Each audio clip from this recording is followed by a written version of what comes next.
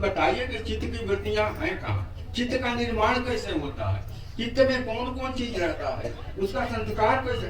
उसने कहा महाराज ये तो फकीर लोगों का विषय है, बाहर का ज्ञान हम लोग जानते हैं भीतर। बोला वही फकीर यहाँ बैठा, वही फकीर आपके सामने बैठा है। जिस फकीर को आप बोलते हैं कि भीतर में चित्त कहाँ है, मन कहाँ है, चित्त की वृत्तियां कहाँ से उठती है, कहाँ तक जाती है, प्रमाण, विपर्य, विकल्प, निद्रा, स्मृति, ये 5 चित्त की वृत्तियां।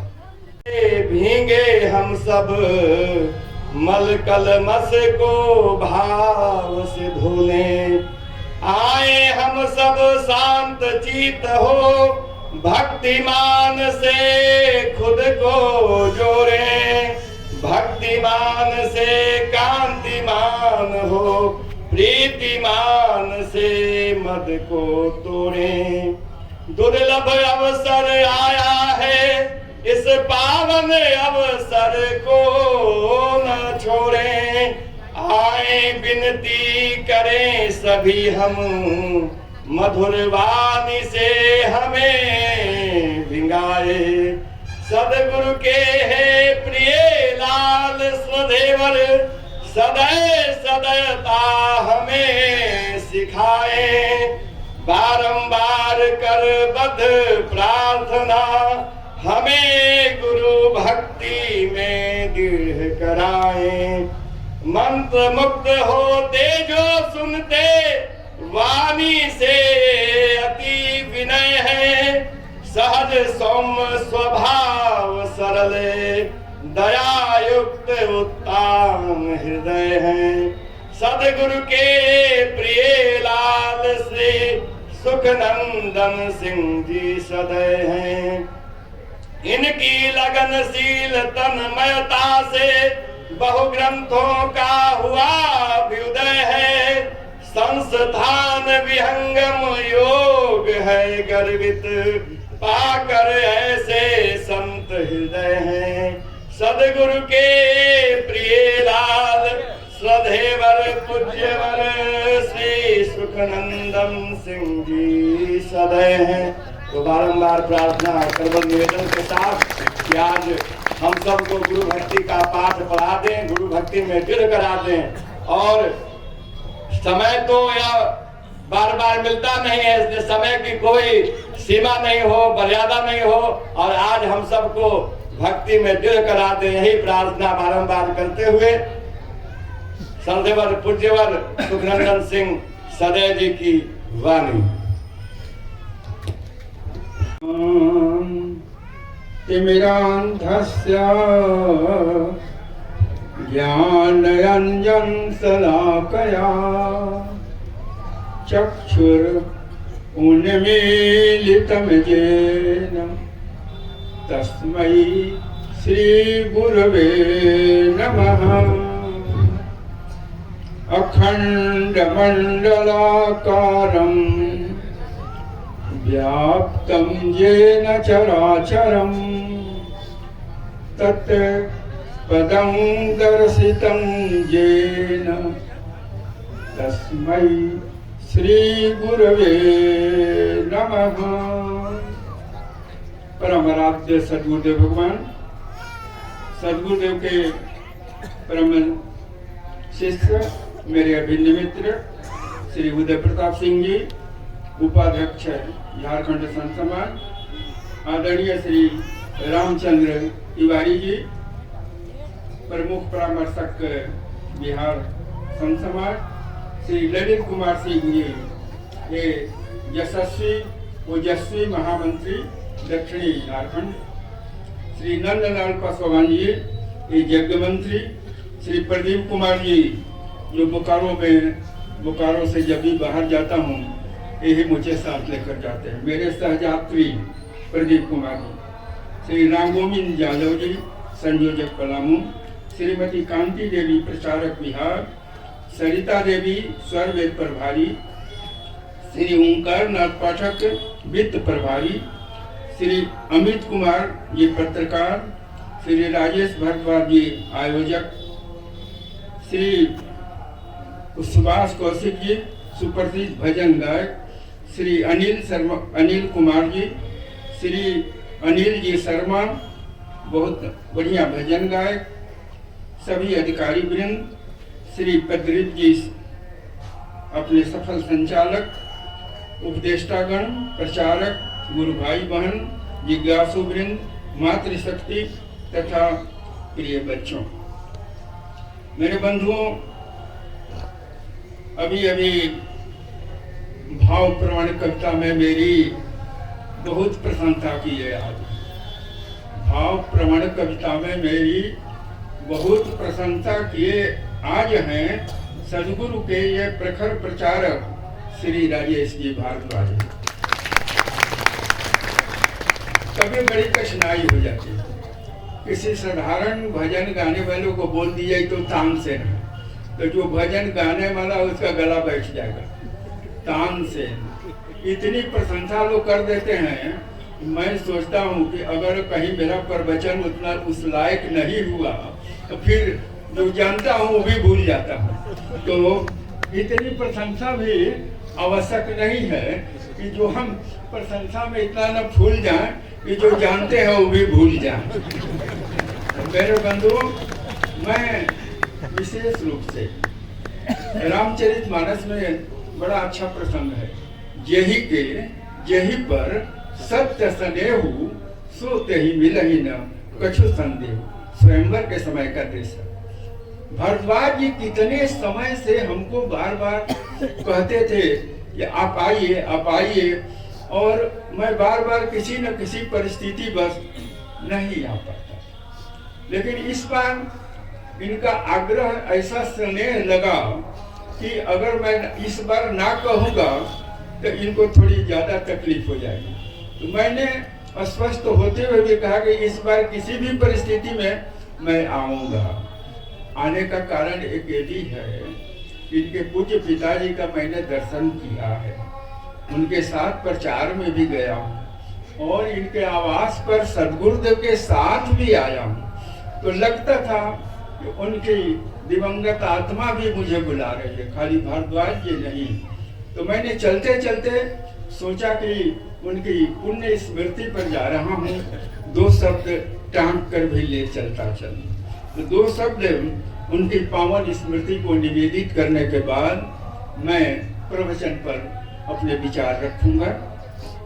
सदगुरु के अनन्य सेवक स्वर्गीय सत्यनारायण सिंह जी के स्मृति शेष को श्रद्धा सहित नमन के साथ भावभीनी श्रद्धांजलि।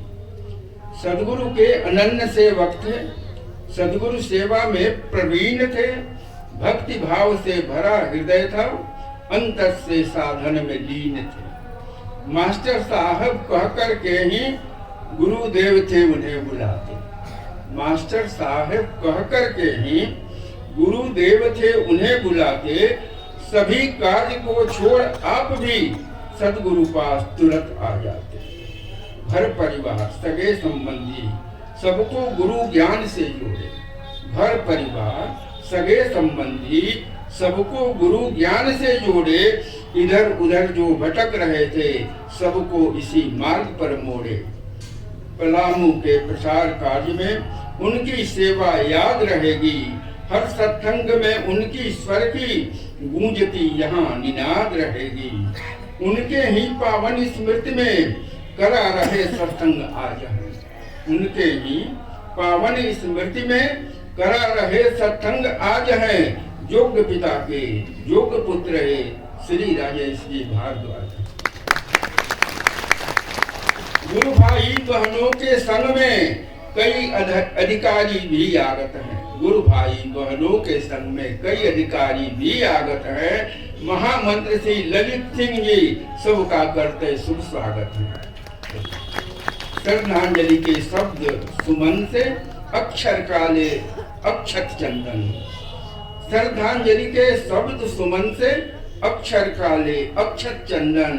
भाव प्रवण प्रणाम निवेदित आज यहाँ करते सुख नंदन। आप अमरपुर गए मगर वे, आप अमरपुर गए मगर वे छतरपुर के गौरव चिन्ह हैं। आप अमरपुर गए मगर वे छतरपुर के गौरव चिन्ह हैं। संत समाज के सच्चे सेवक पूज्य सत्यनारायण सिंह। मेरे बंधुओं, ये कुछ शब्द थे, बरबस भाव में उतर आए। इसके साथ आज मुझे बड़ा अच्छा लगा कि आज 3 भजन हुए। तीनों भजन का इतना गूढ़ रहस्य था कि अध्यात्म का विषय इन भजनों के साथ ही मुझे मिल गया। पहला भजन एक गुरु बहन ने गाया, वो क्या गाई कि तन का यही तमाशा है, तन का यही तमाशा है। शरीर का तमाशा आप सब देखते हैं, जीवन से लेकर के मृत्यु तक। इस शरीर को हम सजाने में इतना दिन रात बेचैन रहते हैं। एक दिन उसकी क्या गति होती है कि चिते की ऊपर उठती चिरायन गंध से अपने स्वजन परिजन भी नाक बंद कर देते। ये शरीर तन का यही तमाशा है। दूसरा भजन हमारे जो अनिल शर्मा जी ने, जिसे हम आदर से सूरदास जी भी कहते हैं, उन्होंने तो और गहराई में प्रवेश कर दिया। शरीर से भजन शुरू हुआ और उन्होंने क्या कहा, उन्होंने कहा कि रउआ अपना के पहचान। शरीर मिल गया, शरीर के तन की स्थिति जान गए, लेकिन अपने को पहचाने नहीं पहचाने, जीवन अधूरा रह गया। उन्होंने कितना रउआ भोजपुरी में गाए, रउआ अपना के पहचान। सारा अध्यात्म तो इसी पर है। अपने को हम ही नहीं पहचान, जीवन पर्यंत दूसरे को सबको दुनिया हित दोस्त बना लिए, लेकिन अपने को नहीं पहचाने। बड़े बड़े संत इसको अपनी भाषा में कहें, शिवानंद जी कहते थे सब कुछ जान लिया। हमारे गुरुदेव भी कहते हैं प्रवचन में, सबको जाना, यही नहीं जाना कि जाना कहाँ है, यही नहीं जाना कि जाना कहाँ। शिवानंद जी कहते थे CDCR। कभी सोचा है आप? देख रहे हो कौन तुम्हारे भीतर से देख रहा, इसको कभी रहुआ अपना के पहचानिए कि कौन देख रहा है आपको। CDCR, नो दी नोअर, आप सब जान रहे हैं, लेकिन आपके भीतर में कौन बैठा है जो इस सबको जान रहा है? कभी विचार किया? CDCR, know the knower, perceiver and be blissful. सारी चीजें परसीव कर रहे हैं, कान आवाज परसीव कर रहा है, आंख फोटो परसीव कर रहा है, वाणी आवाज परसीव कर, सारी चीजें इस शरीर में है, लेकिन उसको हम जानते नहीं, कर कौन रहा है? अरे उसी को तो आत्मदर्शन कहते हैं, वही तो आत्मा है, वही तो योग का विषय है। और जब तक ज्ञान दृष्टि नहीं मिलेगी, आप जीवन बीत जाएगा, उसको नहीं जान पाएंगे। गोस्वामी जी जब रामचरितमानस लिख रहे हैं, शुरू में क्या लिखते हैं? शुरू में ही लिखते हैं कि ज्ञान नयन निरखत मन माना, सप्त प्रबंध सुभग सोपाना। 7 कांडों में मैंने, इस 7 सीढ़ियां हैं, सप्त प्रबंध सुभग सोपाना। लेकिन नहीं समझोगे, कथा में उलझ के रह जाओगे। कैसे समझेंगे? ज्ञान नयन निरखत मन माना। ज्ञान दृष्टि मिलेगी तब समझोगे। ज्ञान दृष्टि कहाँ से मिलेगी? आगे बताते हैं, धर्म से विरति योगते ज्ञाना। ये ज्ञान मिलेगी योग से।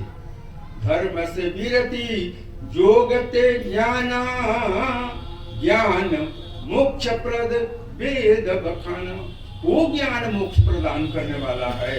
कथा कहानी ठीक है, अच्छी चीज है, संस्कार बनता है, विचार बनते हैं, विचार सुंदर होते हैं। उसके साथ साथ अध्यात्म का दीपक कैसे जलेगा, भीतर में कैसे अध्यात्म की ज्योति जलेगी, इसको भी जानना आवश्यक होता है।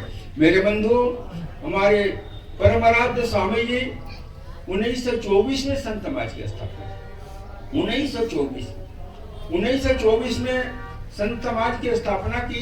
क्या नाम रखे थे? पराविद्या योग मार्ग प्रचारणी सभा, अर्थात संत सभा। विहंगम योग चाहे ब्रह्म विद्या, तो बाद में सब जुड़ता है। उन्होंने नाम जो रखा था, याद रखिए आप लोग भी, पराविद्या योग मार्ग प्रचारणी सभा, अर्थात संत समाज। 1924 में स्वामी जी ने इस संत समाज की स्थापना की थी। और स्थापना के साथ ही स्वामी जी ने इस प्रचार अभियान को 1924 के बाद सर्वप्रथम कहाँ गए थे? मथुरा गए थे। मथुरा तुरंत एक कार्यक्रम के समाप्ति के 1 महीना बाद मथुरा गए थे। मथुरा में क्या था? मथुरा में महर्षि दयानंद जी का 100 वर्ष पूरा हो रहा। 100 वर्ष कौन बुलाया था? पाकिस्तान का एक लाहौर का गुरु भाई था स्वामी जी का। आप कल्पना करिए उसका। लाहौर का एक गुरु भाई स्वामी जी को आमंत्रित किया था कि आप आइए, मथुरा में बहुत बड़े बड़े विद्वान वेद शास्त्र के इकट्ठा हो रहे हैं, आप भी वहां आइए। स्वामी जी का वो शिष्य था। स्वामी जी गए मथुरा में संत समाज की स्थापना के बाद। वहां जाने पर सचमुच वेद शास्त्र के बड़े बड़े विद्वान थे। उनकी जन्म शताब्दी मनाई जा रही थी महर्षि दयानंद जी की, जिन्होंने वेदों का भाष्य किया। वेद पर उनके बहुत बड़े, कहा जाता है कि 3 पहले विद्वान हुए थे प्राचीन काल में। कौन हुए थे? पहले संस्कृत नहीं नाम था, इसका नाम देवभाषा। लेकिन 3 विद्वान हुए, पाणिनि, पतंजलि और कात्यायन। ये 3 महान विद्वान हुए व्याकरण के। इन्होंने इसको संस्कारित किया, नियमित किया, अनुशासित किया। तब उन विद्वानों के साथ उनके बाद इसका नाम संस्कृत पड़ गया, क्योंकि इसको संस्कारित किया गया, अनुशासित किया गया, तो देव भाषा का नाम संस्कृत पड़ गया।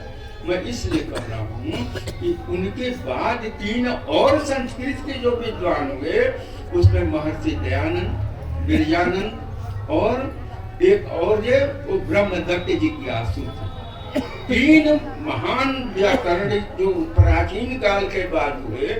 मैं इसलिए इनों का नाम रख रहा हूँ। ये महर्षि, ये उनके प्रचार थे। काशी में जो संस्कृत पाणिनि विश्वविद्यालय था, उसके प्रचार ब्रह्मदत्त जिज्ञासु जी थे। और ब्रह्मदत्त जिज्ञासु जी से इतने बड़े संस्कृत के विद्वान थे हमारे सदगुरु आचार्य स्वतंत्र देव जी ने। इनसे संस्कृत का अध्ययन किया है, उनसे संस्कृत की शिक्षा ली है। और उनके वो जब उनसे मिलने के लिए प्रथमाचार्य जाते थे, तो ब्रह्मदत्त जिज्ञासु जी खड़े हो जाते थे और खड़ा होकर के प्रश्न पूछते थे। प्रथमाचार्य कहते थे कि उम्र में आप हमसे काफी बड़े हैं, आप क्यों खड़ा होकर प्रश्न पूछते हैं? हमारे प्रथमाचार्य कहते थे उम्र में आप बड़े हैं, आप बैठ करके बोले नहीं, मैं उम्र में बड़ा हूँ। इतने बड़े विद्वान व्याकरण के, मैं उम्र में विद्वान हूँ, लेकिन आप ज्ञान में भी बड़े हैं। मैं केवल उम्र में बड़ा हूँ, आप ज्ञान में बड़े हैं, इसलिए मेरा अनुशासन है, मैं खड़ा होकर के आपसे प्रश्न पूछूं। और इतने बड़े विद्वान कभी कभी प्रथमाचार्य उनसे कुछ पूछ देते थे, तो बोलते थे कि पता नहीं। वो सदगुरुदेव से कहते थे, स्वतंत्र देव तुम्हारे पिताजी में क्या है, ये जो कुछ पूछ देते हैं वो मैं 100 बार बच्चों को पढ़ा चुका रहता हूँ, लेकिन जब पूछते हैं तो मैं भूल जाता हूँ कि पता नहीं क्या कर देते हैं। तुम्हारे पिताजी के पास कौन सी शक्ति? उनके पास शक्ति प्रथमाचार्य के पास, हमारे बड़े स्वामी जी के पास ये योग की शक्ति, आंतरिक शक्ति है। बाहरी शक्ति भी है, मंत्र में भी शक्ति है, जाप में भी शक्ति है, सब में शक्ति है। लेकिन महाशक्ति जो है आंतरिक साधना में, जो योग जन शक्ति है, भीतर की जो शक्ति है, वह उसका महत्व बहुत अधिक है, बहुत बड़ी शक्ति है। इसीलिए लोग कहते हैं कुंभ के अवसर पर प्रथमाचार्य को बड़े स्वामी जी कभी कभी भेजते थे कि जाइए अंदर में घूम करके आइए। पूछते थे कि कहाँ कहाँ घूमे। उन्होंने कहा आज गए थे मैं, पूज्य देवरावा बाबा का दर्शन हुआ प्रथमाचार्य कुंभ में। बोले कि तब क्या हुआ? बोले कि देवरावा बाबा ने फूल फेंक करके आशीर्वाद दिया और कहा कि आप तो सदाफल देव जी महाराज के पुत्र ही नहीं, शिष्य और पुत्र। शास्त्र कहता है कि कोई भी योग उत्तराधिकारी या तो शिष्य बने या कोई उनका पुत्र बने। और सोने में सुहागा जब हो जाए, जब पुत्र ही शिष्य भी बन जाए, उत्तराधिकारी भी बन जाए, तो सोने में सुहागा हो जाए। शिष्य भी बन सकता है, पुत्र भी बन सकता है, लेकिन पुत्र और शिष्य दोनों एक हो, क्योंकि हम और आप केवल इतना ही जानते हैं, वो इनका पुत्र है, वो उनका पुत्र है। हम ये नहीं जानते किसको पुत्र रूप में, किस महान आत्मा को ऋषि महर्षि अपने घर लाते थे। लाना पड़ता है, ऐसी महान आत्माओं को खोजना पड़ता है जो इस गुरु परंपरा को, इस ज्ञान परंपरा को आगे बढ़ा सके, लेके चल सके। तो इसलिए ऐसा मिलता है कि पुत्र और शिष्य दोनों मिलकर के जहाँ उत्तराधिकारी बनते हैं, वो एक आदर्श उत्तराधिकारी होता है। ऐसे ही आदर्श उत्तराधिकारी प्रथमाचार्य थे, और ऐसे ही उत्तराधिकारी हमारे सदगुरु आचार्य स्वतंत्र देव जी महाराज हैं, जिनकी कृपा से आप साधारण जैसा कभी भी कोई बात को देखो, कोई बाद में जाकर पता चलता है कि इसके पीछे कितना बड़ा महत्व था। मेरे बंधु, आपको बताऊं, हमारे परम आराध्य स्वामी जी, बड़े स्वामी जी सदाफल देव जी महाराज, सदाफल देव जी महाराज जिसके तरफ देख देते थे कभी कभी, तो देखने मात्र से एक अंतर की ऊर्जा। अभी तिवारी जी आंतरिक साधना की बात कर रहे, इन्होंने बड़ा सुंदर ढंग से समझाया कि वेद का एक मंत्र और किस तरह से स्वामी जी ने सरलीकृत कर दिया। वेद के मंत्र का मैंने बहुतों का भाष्य पढ़ा, इसी मंत्र का बहुत कम लोग साधनात्मक भाष्य किए, बहुत लोग, यहाँ तक कि महर्षि अरविंद का भी भाष्य मैंने पढ़ा। सावित्री उनकी वेद भाष्य है, किताब का नाम, उन्होंने भी भाष्य किया। लेकिन पंचक्षिति नाम योगा को, पंचक्षिति योगानी, उन्होंने क्या किया, सूर्य जैसे 5 क्षितियों को पार करते, उगता है, ऊपर उठता है, फिर जाता है, फिर उधर जाकर डूबता है, फिर प्रकट होता है। ऐसे मेरे अंतर के सुख कहना कुछ चाहते थे, वो कुछ किस तरह से सूर्य का उदय से होकर के संपूर्ण प्रकाश सारे धरती को प्रकाशित करता है, वैसे ही पंचक्षिति नाम युग 5 सूर्य के प्रकाश की क्षितियों को प्राकृतिक उपमा से उन्होंने उसकी व्याख्या की। स्वामी जी ने कहना, पंचक्षिति है योग की, एक जन्म नहीं पाए, कोई कोई गुरु के लाल है, अंत महल पर जाए, प्रथम द्वितीय कोई तृतीय में, क्षिति चतुर्थ कोई जाए, धीर वीर गुरु हंस जो अंत महल पर जाए। प्रथम से लेकर अंत तक मैं बहुत संताओं में रहा, और शुरू में मेरा सौभाग्य है, ये 2026 में विहंगम जो से जोड़े मुझे 51 वर्ष हो रहे, 51 बड़ा शुभ नंबर है। तो 2026 मेरे लिए बड़ा सौभाग्यशाली है। मैं 51 वर्ष पूर्व जुड़ा था, 2026 में वो इसके पहले, और आज भारद्वाज जी ने डेट जो रखा ये भी बड़ा। मैं वहाँ पर शुरू में विवेकानंद समिति चलती थी, उसका सचिव, बहुत मेरे आदर्श थे विवेकानंद जी, बहुत उनको पढ़ता था। और संयोग है कि आज विवेकानंद जयंती, 12 जनवरी, आज स्वामी विवेकानंद जी की जयंती है। और कई जगह से मुझे आया था, आप आइएगा वहाँ पर वचन देने विवेकानंद जी पर, कई साल जाता हूँ। लेकिन भारद्वाज जी ने जब आज बुलाया तो हमको आया एक पंथ योग काज, इसमें विहंगम योग भी हो जाएगा, स्वामी विवेकानंद जी की भी थोड़ी चर्चा हो जाएगी। मैंने इसलिए कहा, मैं उनकी बहुत प्रशंसक था, बहुत किताब, 12 वॉल्यूम में उनकी किताब है। मैं छात्र जीवन में 12 वॉल्यूम पढ़ चुका, लेकिन मेरे मन में एक प्रश्न हमेशा उठा। वो प्रश्न ये होता था, इतना बड़ा हिंदू दर्शन है, इतने बड़े बड़ी किताबें हैं, इतने बड़े बड़े विद्वान हुए, 6 शास्त्र है, ये है, वो है, शिक्षा, कल्प, व्याकरण, छंद, निरुक्त, ज्योतिष, अनेक तरह की किताबें, गीता, महाभारत, कितनी बड़ी बड़ी किताबें हैं, 108 उपनिषद, 11 उपनिषद, एक पढ़िए 18 पुराण, सारी चीजें हैं। अब पूजा के नाम पर खाली अगरबत्ती है। हम बोले भाई कहीं और कुछ होना चाहिए, खाली 2 मंत्र पढ़ के अगरबत्ती घुमा दिए, इतनी पूजा, यही मेरे मन में प्रश्न है। इसका प्रश्न कहीं नहीं उत्तर मिलता। मैं बड़े बड़े रामायण वाले विद्वान को बुलाता था बोकारो में, उनको सुना करता था। रामकिंकर जी का नाम सुना होंगे, उनको जुग तुलसी कहा जाता था। उनको मैंने कई बार बुलाया, जुग तुलसी। उनका प्रवचन ऐसा नहीं, आज भी रामायण बहुत लोग सुनाते हैं तो अपने कम बोलते हैं, अब बाजा और सिनेमा का गीत उसमें ज्यादा गा रहा है। ये वैसा नहीं करते थे, विशुद्ध प्रवचन देते थे। जितना देर रहते थे उतना देर प्रवचन देते थे। उनका कई बार मैंने प्रवचन सुना, युग तुलसी उनको कहा जाता था। तो मैं बुलाता था, तो मेरे मन में इसका समाधान नहीं मिलता था, पूजा कुछ और होना चाहिए। प्रथम बार सदगुरु आचार्य स्वतंत्र देव जी महाराज बोकारो आए 1975 में, जहाँ तक याद है 6 अक्टूबर था।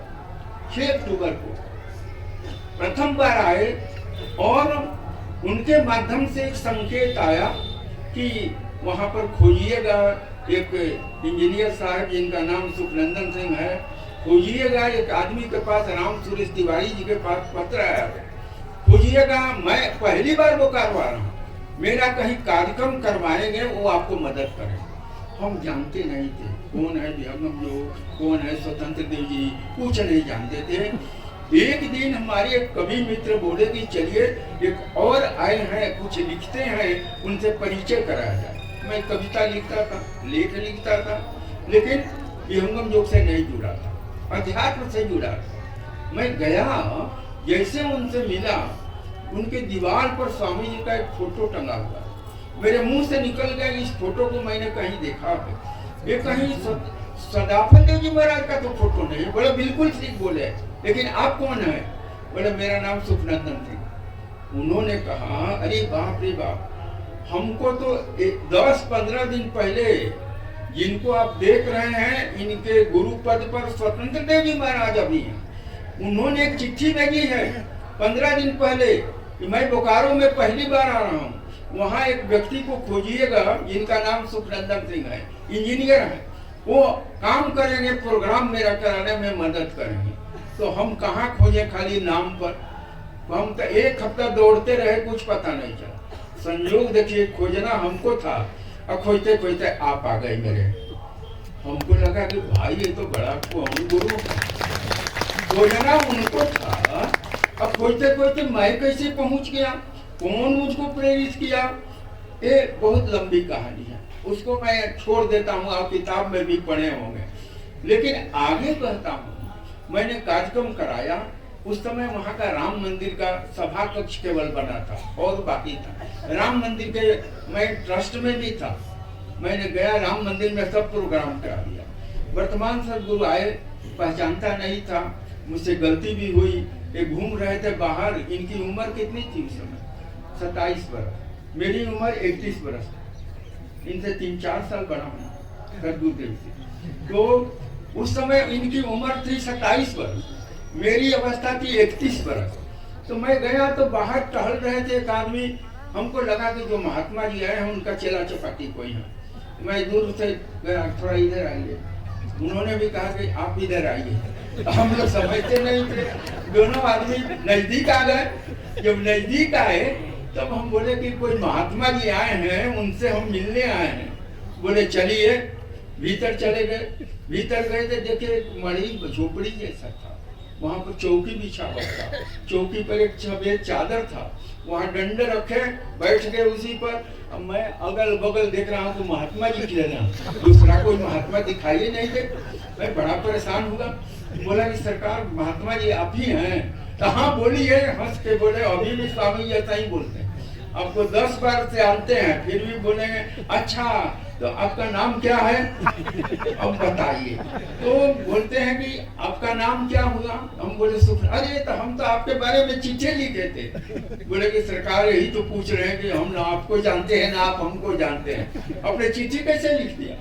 उन्होंने कहा कि मैंने प्रथमाचार्य जी की, जिनका 69 में शरीर छूट गया, प्रथमाचार्य जी बीच में जिनका, उनकी डायरी में 69 में शरीर छूट गया। ये मैं घटना 75 की बता रहा।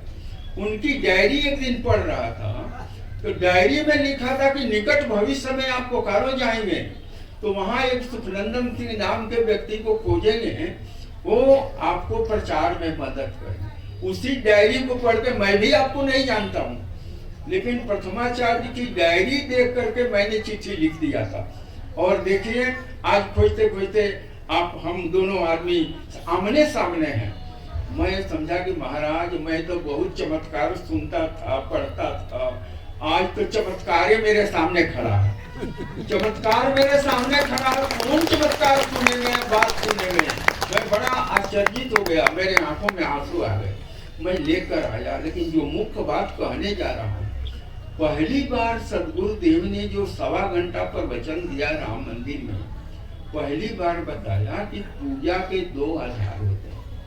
एक बाहरी आधार, बाहरी आधार में भी फिर 2 हो जाता है। बाहरी आधार में क्या 2 होता है? एक रिचुअल पूजा, गए जल्दी जल्दी अच्छा छीटे फूल दूबे चढ़ाए, एगो दुगो में तमेव माता च पिता तमेव विद्या द्रविणम तमेव अकर के बोले चलिए अब जल्दी ऑफिस जाना।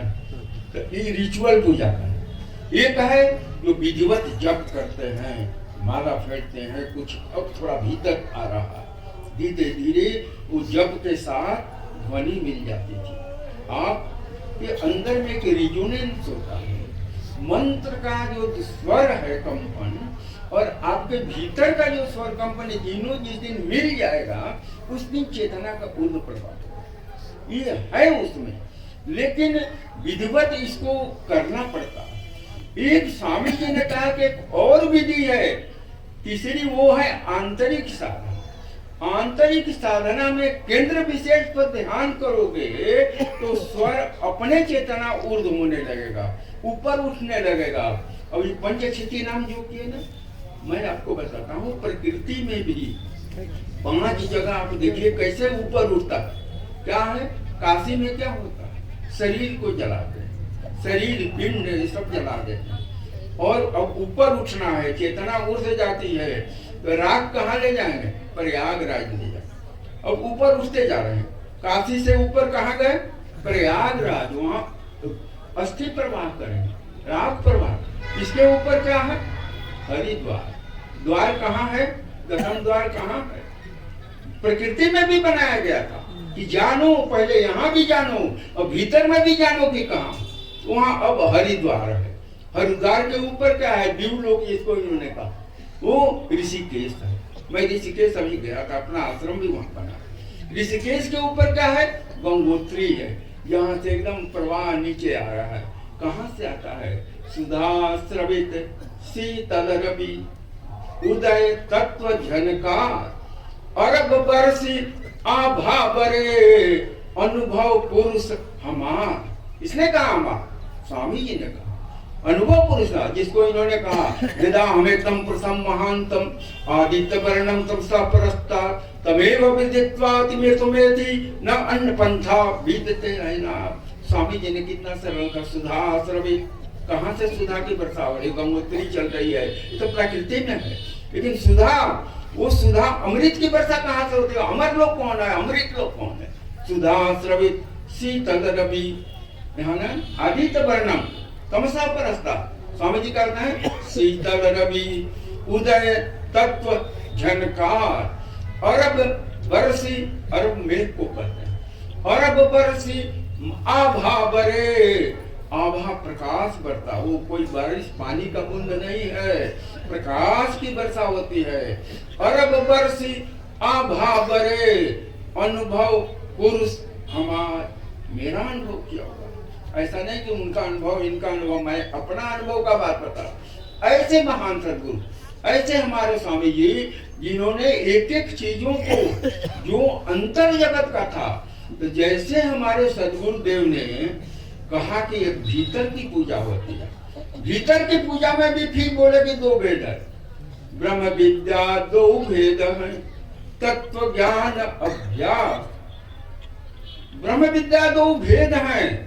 जैसे बाहर की पूजा में 2 भेद है, भीतर की पूजा में भी 2 भेद है। ब्रह्म विद्या 2 भेद है, तत्व ज्ञान अभ्यास। प्रथम बोध तत्वन करे, अंतर भेद समास। प्रथम तत्व का बोध, जो सत्संग करते हैं क्या है?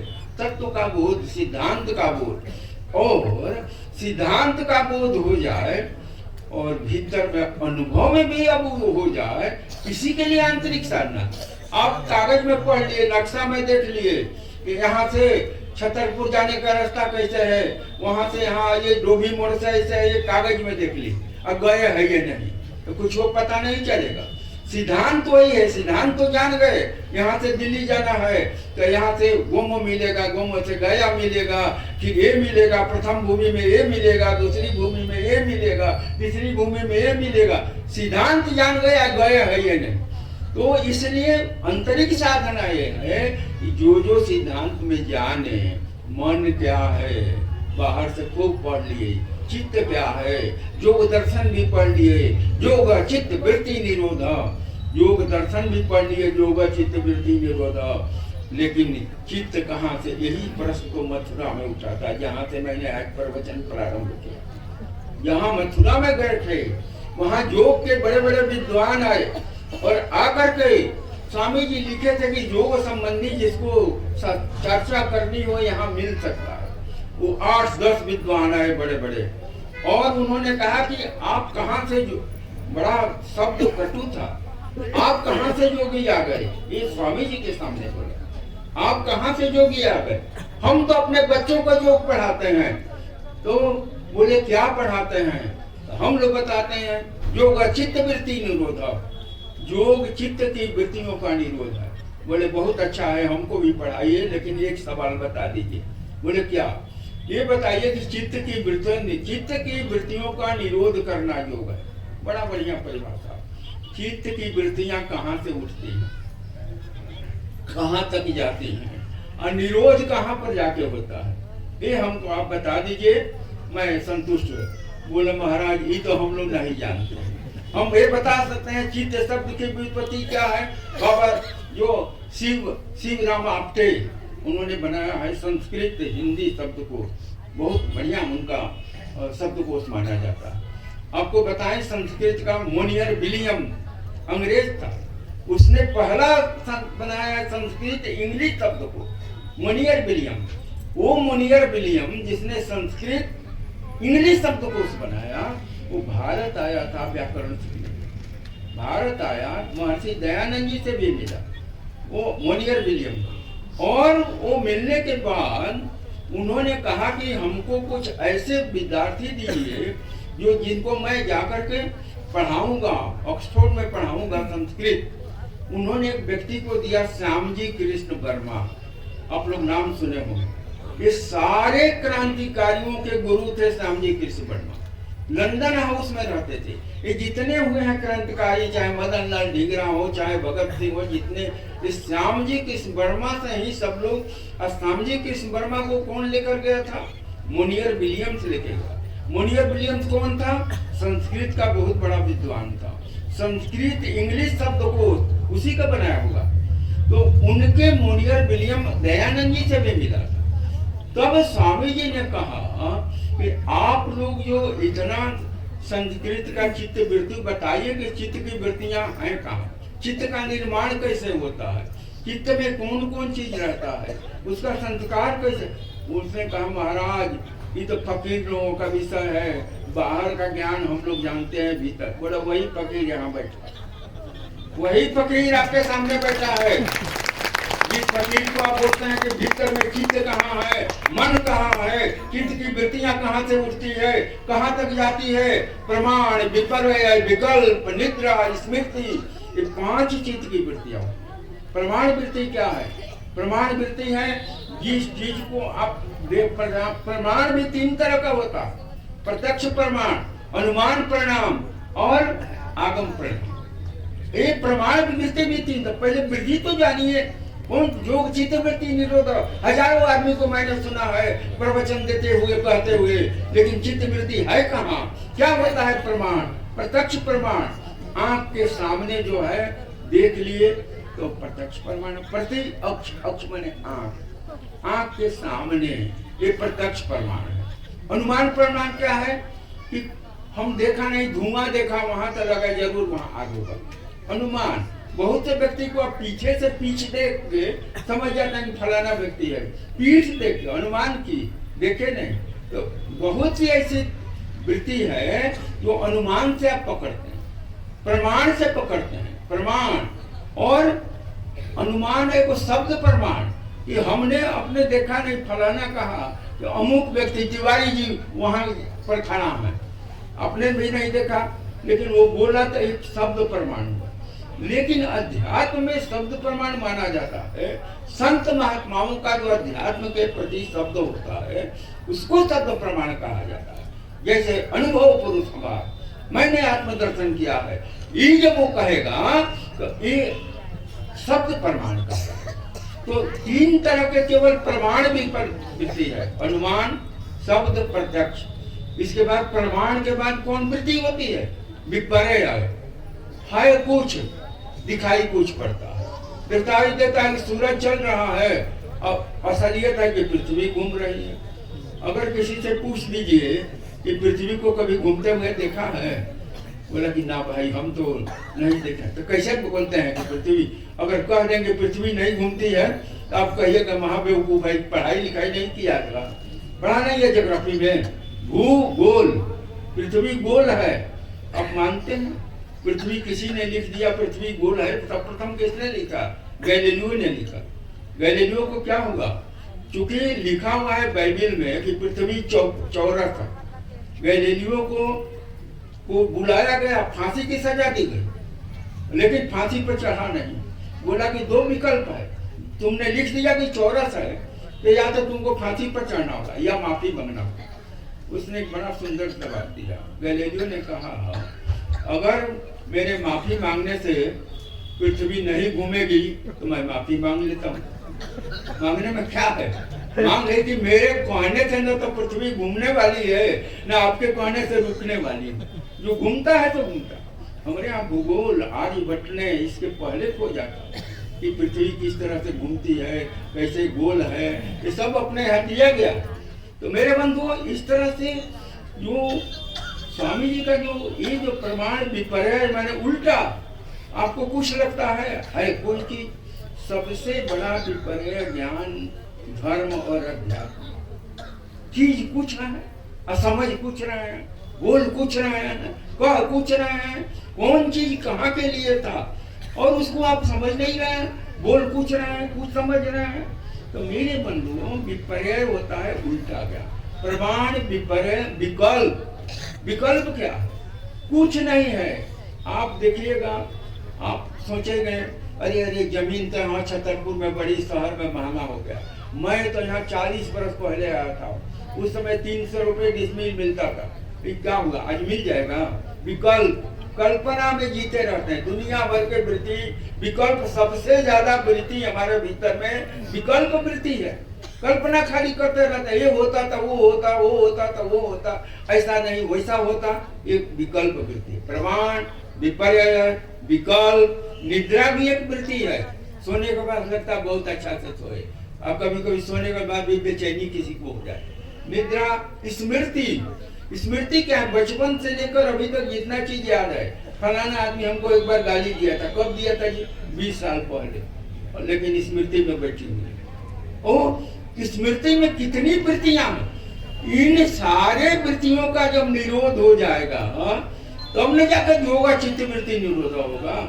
पंच क्षिति नाम योग, 5 वृत्तियां, प्रमाण, विपर्य, निद्रा, विकल्प, स्मृति, 5 वृत्तियों का निरोध को बोला कि भाई 5 वृत्तियां उठती है। देखिए अंतर क्या है? चित्त का अंतर, मन का अंतर, बुद्धि का अंतर। हमारे स्वामी जी ने कहा चित्त में वृत्तियां उठती हैं, लेकिन मन उसको पकड़ता है, मन पकड़ता है, फिर बुद्धि विचार करती है, तब एक्शन होता है, कार्य। लेकिन इतनी जल्दी होता है कि हम पकड़ नहीं। वो चित्त में वृत्ति उठा, मन पकड़ा, बुद्धि दिखाई दिया, भागो यहाँ से आग लगी, भागे आओ। लेकिन कैसे ही घटना हुई तो चित्त की इतनी वृत्तियां हैं, वो कहते हैं चित्त वृत्ति निरोध बढ़ा दिए तो बहुत बड़ी चीज हो गई। स्वामी जी ने कहा मैं वही सिखाता हूँ, पकड़ने वाला मन है। अगर मन को रोक दिया, मन को रोकने की युक्ति जान गया तो वृत्तियां उठती रहेंगी, लेकिन मन पकड़ेगा ही नहीं। नहीं पकड़ेगा तब अपने शांत हो जाएंगे। इसलिए मन को किस तरह से रोकना है और विचार को आगे आगे मन रुक गया तो विचार में भी नहीं जा रहा है। तो ये रुकने की युक्ति क्या है अंतर में, ये विहंगम योग का विषय है। इसको हमारे स्वामी जी ने सिखाया, बताया कि योग केवल तमाशा नहीं है कि कह दिया मेरे बहुत बढ़िया बात है 21 जून योग दिवस मनाते हैं। लेकिन पहली बार जो 2015 में योग दिवस मनाया गया, मैं प्रधानमंत्री जी का भाषण सुन रहा था। प्रधानमंत्री जी ने कहा योग तन मन और आत्मा के संतुलन का नाम। बहुत अच्छा लगा, लेकिन तन मन आत्मा का संतुलन होगा कैसे? कैसे होगा? वो कौन युक्ति है? वही आंतरिक युक्ति विहंगम योग का है। मुझको लगता है कि समय का अतिक्रमण हो रहा है। कहने को तो इतनी बातें हैं कि अगर अखंड पाठ जैसे होगा कहिएगा तो अखंड प्रवचन भी हो सकता है, लेकिन बार बार इधर इसको संकेत मिल रहा है कि हम समाप्त करना चाहिए। मेरे बंधु, मैं यही कह रहा हूँ, अनेकों लोग संताएं, अनेकों लोग बोलने वाले, अनेक बताने वाले, हम आप सभी इतने सौभाग्यशाली हैं, ऐसे समर्थ सदगुरु मिले हैं जिन्होंने अध्यात्म के एक आंतरिक अनुभूति को आप भी अनुभूत कर सके।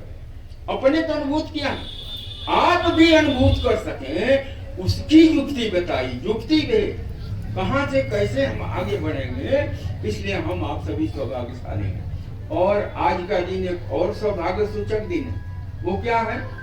हमारे स्वामी जी ने देह त्याग कब किया था? माघ शुक्ल नवमी। आज क्या है? माघ कृष्ण नवमी। आज माघ कृष्ण नवमी है। 15 दिन एडवांस में हम लोग इनकी चर्चा कर रहे हैं। और भारद्वाज जी के पूज्य पिताजी आज ही के दिन माघ कृष्ण नवमी को शरीर छोड़े थे। हमारे स्वामी जी माघ शुक्ल नवमी को शरीर छोड़े थे। तो आज के दिन स्वामी जी की चर्चा कर लेना, उनकी भी चर्चा कर लेना, दोनों मणिकांचन जो हो गया है। इसलिए मैं सदगुरु सत्ता को प्रणाम करते हुए, उनके पूज्य पिताजी को भी प्रणाम करते हुए और आप सबों को भी प्रणाम करते हुए अपनी वाणी को विराम देता हूं। बोलिए सद्गुरुदेव की जय।